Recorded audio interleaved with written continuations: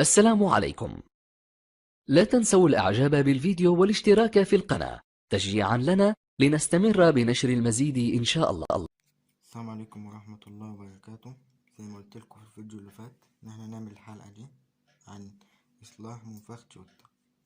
طبعا المنفخ ده شغال بس ما كانش بيرفع هوا، كان يشتغل على الفاضي، ما كانش بيطلع اي هوا، فهفتحه ونشوف فيه ايه. طبعا دلوقتي بعد ما شلنا الكفر اهو بنينا كل حاجة، وطلعت المشكلة كلها في عمود البقل اللي انكسر، ده الكمبروسر عشان يرفع الهوا. تمام، فاحنا دلوقتي عشان نفك ادي عندنا مسمار، وادي التاني، وادي التالت، وفي 4 مسامير اهو هنفكهم. تمام، ونشوف دلوقتي. طبعا زي ما انتوا شايفين دلوقتي فكينا الجزء ده، والمشكلة كلها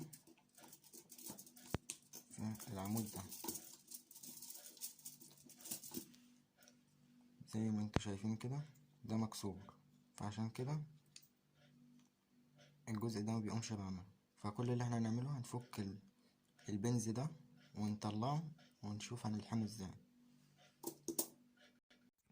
طبعا دلوقتي زي ما انتوا شايفين بعد ما فكينا المكبس ده وادي البنز، دلوقتي المشكلة كلها ايه.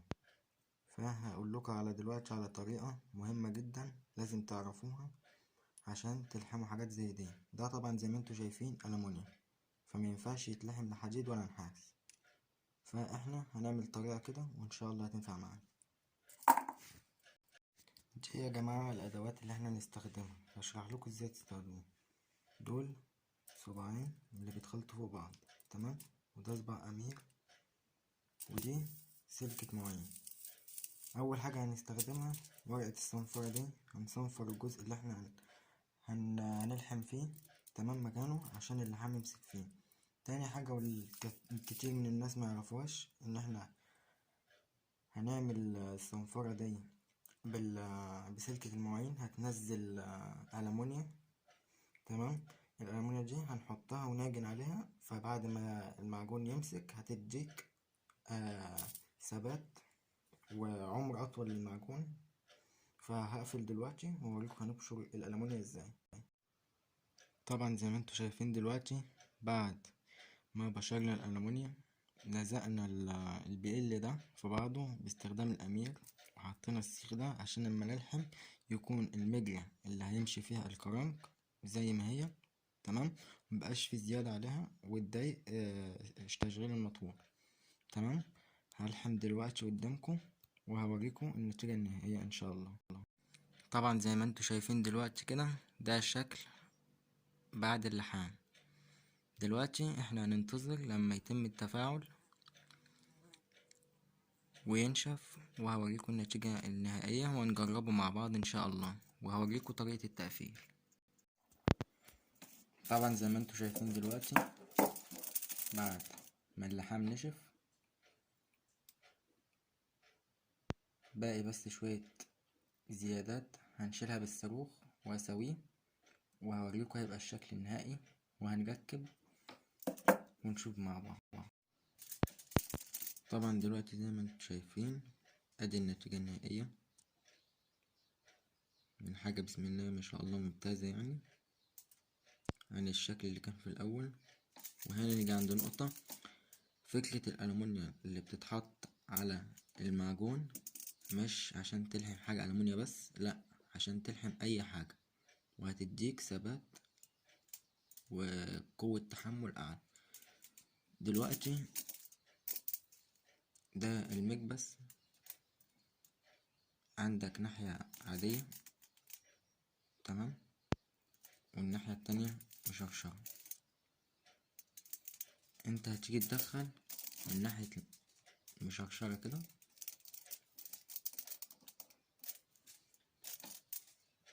هتحط البيل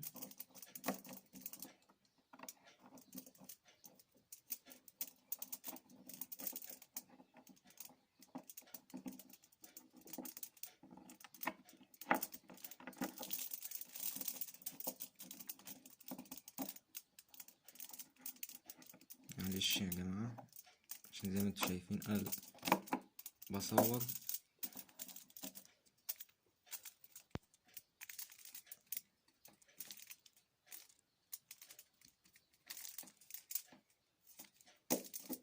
هنجيب اي بنسة ونضغط بس البنت ده لجوه شوية، وهقفل لكم. تمام. بس قبل ما نقفل هنحط زيت على الحلقة هنا عشان تسهل حركة المكبس، وهوريكم التقفيل واقول لكم بعض العيوب اللي ممكن تقابلكم في الجهاز ده. وهو دلوقتي بعد ما ركبنا وخلصنا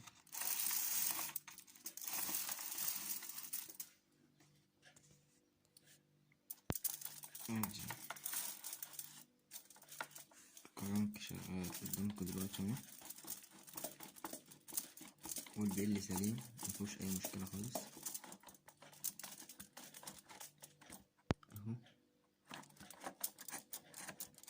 حتى لو انتوا سامعين الصوت هتحسوا بيه بسوا. تمام.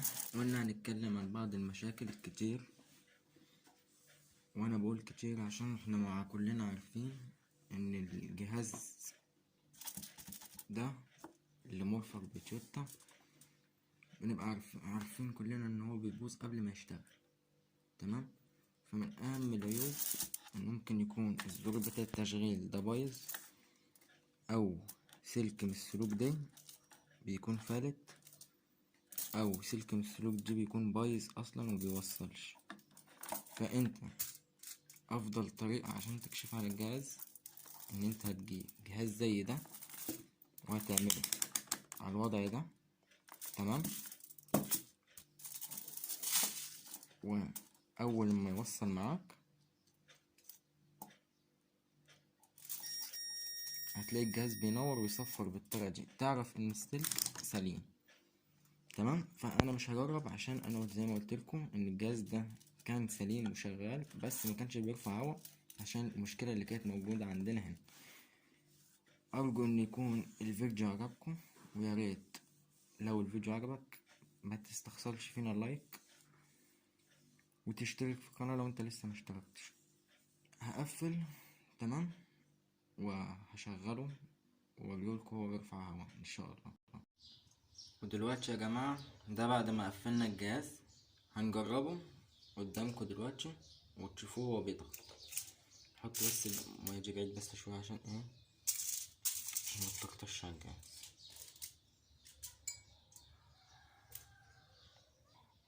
دلوقتي انا هشغل اهو.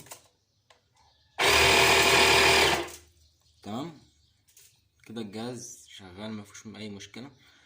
ارجو منكم ان انتوا تعملوا لايك لو الفيديو عجبكم، وتشتركوا في القناة لو انتوا لسه مشتركتوش عشان يوصلكوا كل جديد. السلام عليكم ورحمة الله وبركاته.